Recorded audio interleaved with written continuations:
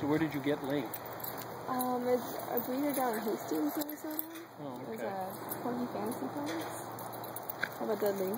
We got him from Petland. He's from a breeder down in Iowa. Okay.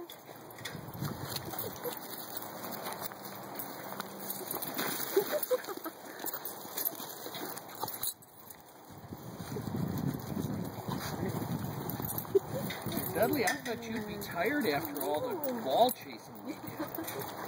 That's something that Link is not good at. There's only one ball that he likes to chase. Otherwise, he doesn't really get, and we're at the park. Well, I will tell you, if you get the large ball like that again, keep it very well inflated. I think that's what I did, because he could get his teeth. He could get it. See, I brought him here, and he plays down in the valley there a real lot. Well, and then you'll get some really big dog that doesn't understand it's for soccer/herding practice, and has a big enough mouth to bite it. Yeah, because I know one that was slightly smaller than I think we were talking about, but probably the same material, and it was underinflated, and he got his teeth, and then and he's done the same thing. Popped it. He's done the same thing, and so you just got to keep him really as inflated as you can get it. Okay. And then you pop it in the air, and Dudley hits it with his nose. Yeah.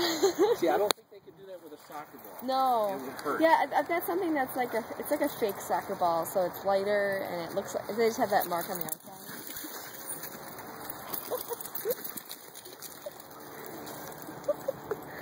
Oh, Link, come back! He's not following.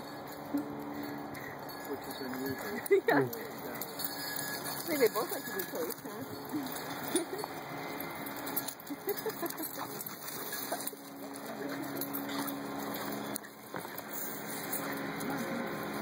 That's a corgi fight. You love it when they're flat out just flying and their body is like this. Oh, I know. I love it. They just like shove it up as much as they can. There's a video of a corgi on YouTube jumping off the dock into water. Have you seen that? With the life jacket? And it's just